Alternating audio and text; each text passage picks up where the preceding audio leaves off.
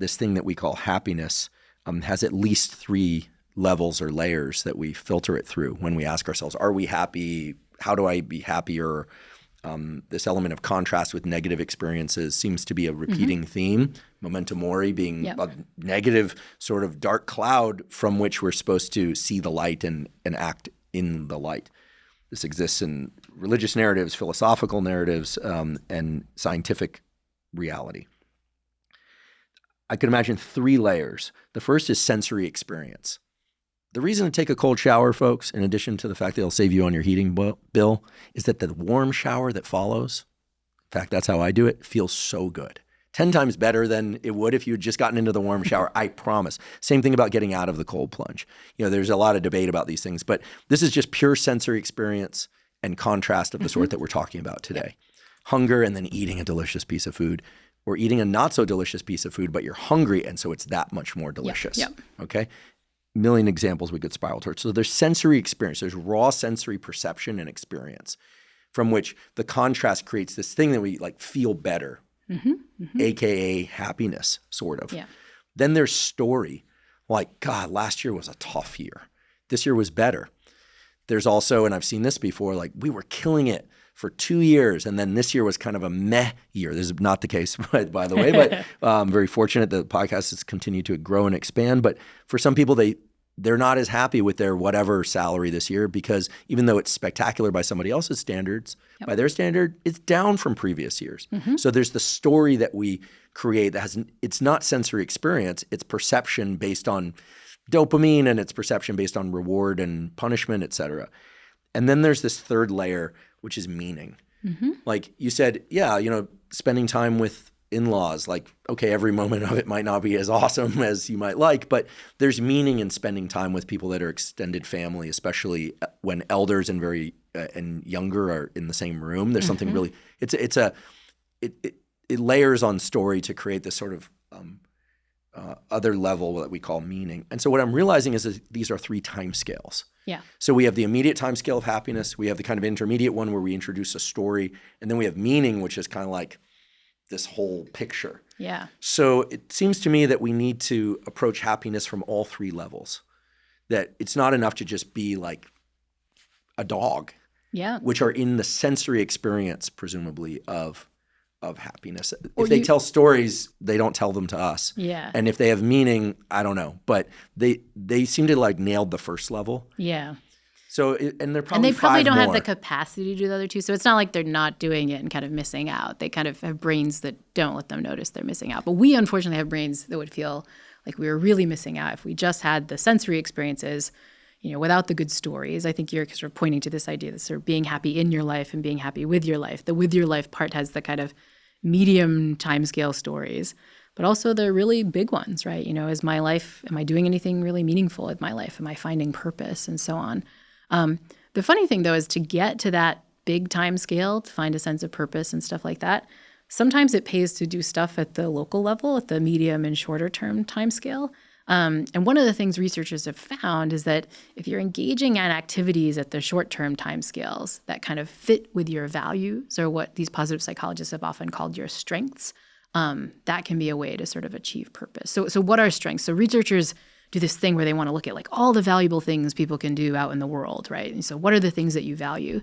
And folks like Chris Peterson and colleagues have come up with this list of what they call different character strengths. And there are things that you can actually, if you Google online character strengths, you'll get the big list. Often people talk about there being 24, but they're just universally good things like being brave, citizenship, humor, social intelligence, love of learning, right? Kind of empathy, fairness, right? These kind of sets of values that we have. People differ in how much they value one or the other. So I could ask you, Andrew, what's better, bravery or humor? Probably both pretty high for you, I would imagine. But about prudence versus love of learning, I have a guess. Yeah, I mean, if I had to pick between bravery and humor, I think bravery is probably more important to me. I'm more humor, yeah. So I love humor, but if I had to pick, it's sort of steak and coffee, I'm going steak. Yeah, okay. Well, the point is there are individual differences in this. And there are formal tests you can do online. If you Google the VIA character strengths test, you'll see these 24, and you can do one of these very systematic, kind of tests to do it. But really just trying to think about what are the values that you value. And the ones that come to mind as being particularly about you, the ones that you resonate with, are what somebody like Chris Peterson would call your signature strengths. They're the ones that when you execute them, you kind of feel like things are meaningful and purposeful and so on. And so the idea is that one recipe for a purposeful life at the local level is trying to engage in behaviors that allow you to use more of these values or strengths. And one of my favorite pieces of research that looks at both the power of this and how, even though if it seems like that those are hard things to bring in, like you should bring them in more, is some work by this woman, Amy Resninsky, who's a professor at the University of Pennsylvania. And she does these studies on what she calls job crafting, which is a practice where you take your normal job description as whatever your job is, and figure out ways that you can infuse your signature strengths into them. So you as a podcaster, if your signature strength was bravery, you could bring in guests that maybe feel a little bit intimidating to you, probably like me, I imagine. Or like you could take on topics that are a little bit harder, right, that kind of push you a little bit, right? If your signature strength was humor, you'd add more comedy or make more jokes. If it was love of learning, you'd pick topics that like you didn't know anything about, but you kind of dive in, right? You take whatever your normal job description is and you find a way to build in your strengths. And the reason I love Amy's work so much is that she studies signature strengths not in academics like us who have very flexible jobs or podcasters. She studies signature strengths in hospital janitorial staff workers who are, these are people who are like cleaning the linen in a hospital room or mopping the floors and stuff. Not a job where you think there's lots of flexibility or you could build in things like, humor and love of learning and this stuff. But she finds interestingly that like around a quarter to a third of these janitorial staff workers say that their job is a calling. They love it. They get a lot of purpose from it. And they're the ones that are naturally building in their signature strengths. And she tells in her work, she tells these lovely stories. There's a story of a janitorial staff worker who worked in a chemotherapy ward. And if you've been unlucky enough to have cancer and had to have chemotherapy or know someone who did, you know that people tend to get really sick because the medicine makes people really nauseous. So a big part of this guy's job was like cleaning up vomit, basically. But he said, my job isn't to clean up vomit. My strengths are like humor and social intelligence. And what I do is I make a joke. This is somebody's having a really crappy day and I'm going to do something that's going to make them laugh. And if I do that, then I won. It's not my paycheck. And I guess he had a standard joke, which is like, oh my God, let's play a big pile of vomit overtime, like for me. And like, you're laughing, listeners probably laughing. He's like, that's my job. I talked to another worker who worked in a coma ward. So this individual couldn't talk to the patients because they're in comas, but her strength was creativity. And so every day she like moved the artwork and the plants around, just kind of created some changes. And she thought maybe that would pop people out of their coma. I don't know if that's medically plausible, probably not, but it doesn't matter. To her, she felt like she was executing her creativity. And so the moral of this job crafting work is, no matter what your job is, there's probably some room to build in some more purpose if you take some time to think about like, what are the strengths? What are the things that get you going? If you need a tip, you can kind of Google these things. But then how could I infuse that into my normal job description? And there's probably a lot more flexibility than you think. You don't need to quit your job and become a podcaster to like get this flexibility. Probably whatever you do, there's some window where you can build that in. That's awesome. Those are awesome stories.